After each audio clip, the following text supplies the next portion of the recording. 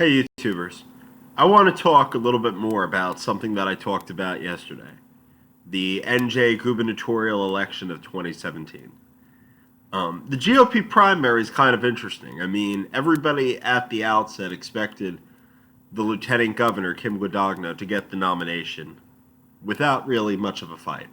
I mean, early on, you had people saying that John Bramnick or Tom Keene Jr. was going to push through and put up a viable alternative to the lieutenant governor in the primary. Well, all of a sudden, from far right field, comes this not a freshman, but a rookie assemblyman who's only been in Trenton for a handful of years, Jack Ciaterelli from Somerset County, where I'm from, originally. And Somerset, Hunterdon, those two counties, which are all part of his legislative district, are Republican strongholds.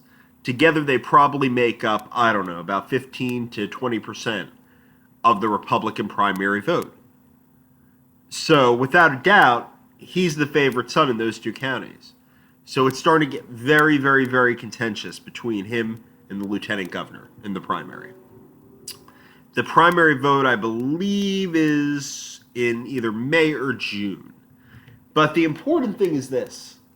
Sometimes it's not a matter of whether or not you win or lose. It's whether or not you win or lose with style or disgrace.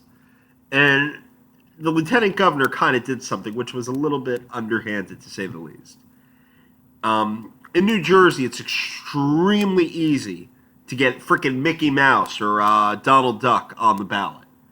Because New Jersey's set up in a way so that if you want to run for the state legislature or for governor or for Congress, you only need to get like a couple hundred to 3,000 signatures at the very most.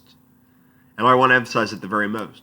Once you get those signatures, there's this very obscure office in the Department of State in Trenton where you go to hand in those signatures. I've been there several times. The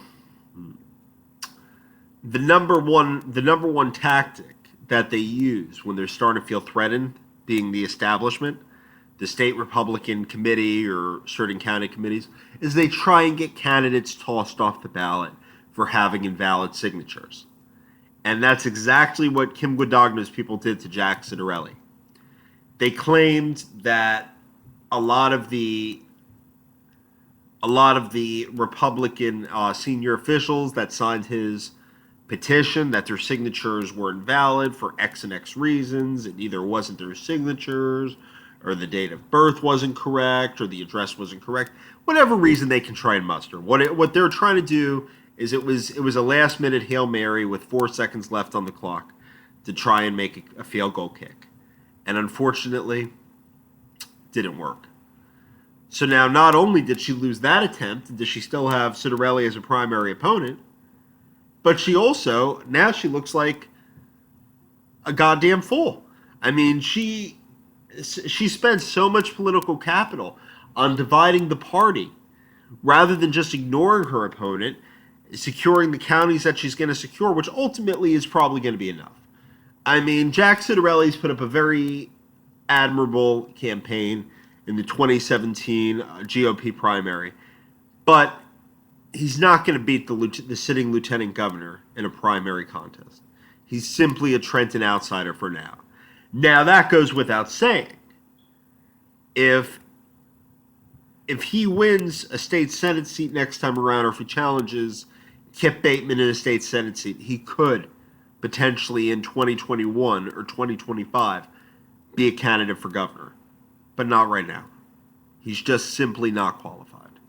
I mean, she's not very qualified herself, but compared to that guy, she's 1,000 times more qualified. And he always likes to boast, oh, well, you know, I was mayor of Hillsborough Township and this and that.